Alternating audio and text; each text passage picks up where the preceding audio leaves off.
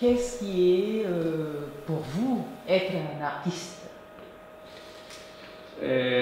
Bon, ça c'est une bonne question.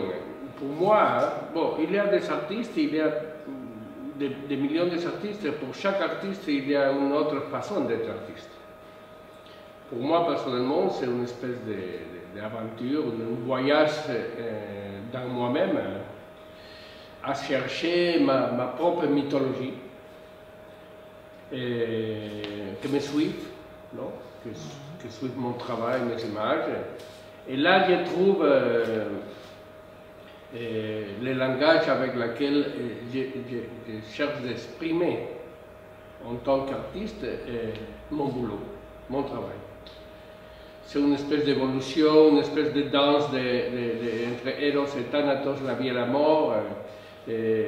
Dans mon cas personnel, c'est une danse tropicale, ça peut être la salsa, je ne sais pas, parce que c'est toujours très heureux, compliqué, profonde, mais c'est comment dire en espagnol, un viaje à la semilla, un voyage dans les racines. Voilà, c'est ça. Et l'art contemporain dans tout ça? Ça, pour moi, c'est un peu compliqué de savoir exactement parce que, non, à partir de l'invention de la photographie, l'art s'est entré dans une espèce de démarche très libre. Et toute la vieille façon de faire artiste avec atelier, dessin, beaucoup de travail, c'est fini.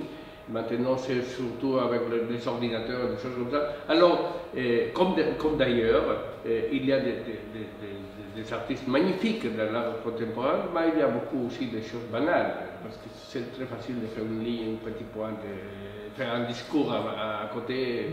Voilà, alors, maintenant, j'ai la sensation qu'il y a beaucoup d'artistes, et il y a beaucoup de talents, et il y a beaucoup de choses banales et éphémères et légères aussi. Alors parler d'art contemporain, pour moi c'est compliqué parce que c'est énorme. C'est énorme, ça vient après 6 ans, je pense qu'il commence l'art contemporain et maintenant c'est les ordinateurs. Être un artiste latino-américain dans le monde, parce qu'après tout voyage, voilà, qu'est-ce que...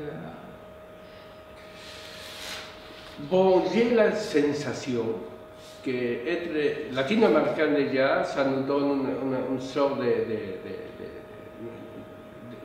ça nous donne des images spéciales parce qu'on vient de pays qui se développent différemment qu'ici. Moi, j'étais né à l'époque où il n'y avait pas la télévision, heureusement, pas des ordinateurs. On voyageait en train à vapeur, on communiquait avec notre parents quand on partait avec le télégraphe et des choses comme ça. J'ai allé à l'école en train. Les mêmes trains que j'ai pris pour venir ici maintenant. Et ça, c'était le désert, c'était une petite oasis à côté du désert qui tombait sur la mer, les montagnes à côté, très haut, les Andes. Et ça m'a donné des images qui me suivent jusqu'à maintenant. Vous pouvez voir ici dans l'exposition, il y a des scènes de désert, les personnages. Et à moi, personnellement, ça m'a donné une espèce de langage del réel maravilloso qu'on parle à l'Amérique latine après Carpentier, s'écrivant comme ça. C'est une chose de magique, la réelle magique qu'on vit là-bas tous les jours, comme les choses les plus normales du monde, comme le bouquin de Garcia Marquez, les choses comme ça. Et ça, je peux sentir dans moi.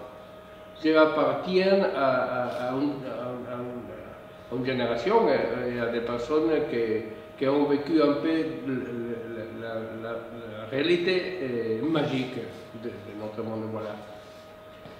Et ça, je pense que c'est à niveau mondial, parce que si vous voyez Chagall qui vient de la Russie, il est plus merveilleux que...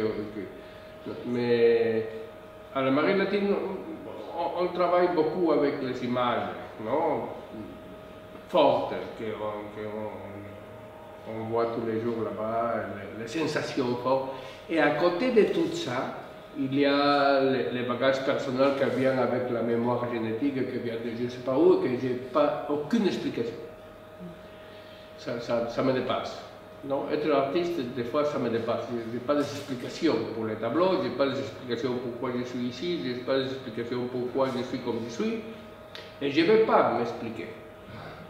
Voilà. S'expliquer, ça veut dire de mettre un petit peu dans une armoire, et moi, ça ne m'intéresse pas. Vous avez raison. On aime. Et l'espace Ernest Guénard, dans tout ça, pourquoi cet espace? Bon, pour moi, c'était un hasard parce que je connais une fille Guinard ici à Paris qui a le même nom de famille que M. Guinard, qui est votre mari. Et à partir des amis, comme ça, je suis arrivé ici, heureusement, et j'ai trouvé cet espace que c'est pas seulement l'espace, parce que l'espace est déjà magnifique, c'est la façon avec laquelle toi, Madame Luz Aliès, gère cet espace. Pour moi, c'est parce que gérer une galerie, c'est compliqué. Gérer une galerie avec être sérieux à gérer une galerie, c'est compliqué parce que c'est la mode, c'est les choses que se vendent pas. Une galerie peut tomber dans les pièges tout le temps. Et ici, non. Ici, je sens que mon travail s'est traité avec un grand respect, avec une énorme capacité esthétique. C'était très bien pour moi. Je me félicite et c'est des démarches qu'il faut féliciter, les démarches de Mme Aliès Guinard. D'avoir une galerie à Paris, c'est un courage. C'est plus courageux qu'être artiste, que c'est déjà courageux. Alors je remercie la chance d'être là.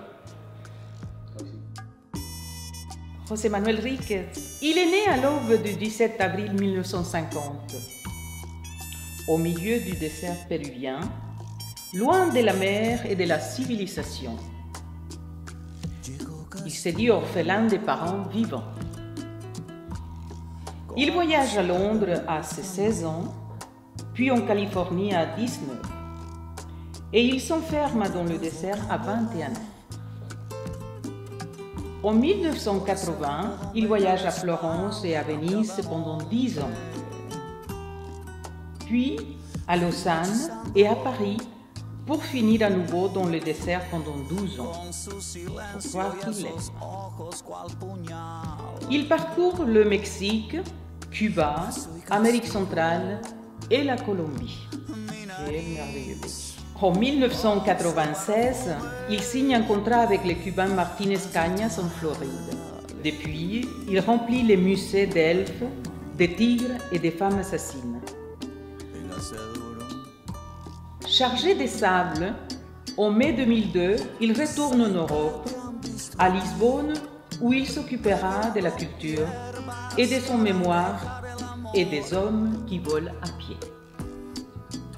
Il se présume songeur, cultivé, loin de la foule, ébloui par la dimension d'un temps qu'il n'utilise qu'à naviguer ces fleuves souterrains. Il rit naturellement et avec éclat. Il se sent décadent, connaît la sensualité du malheur et utilise des pseudonymes et il sait se battre.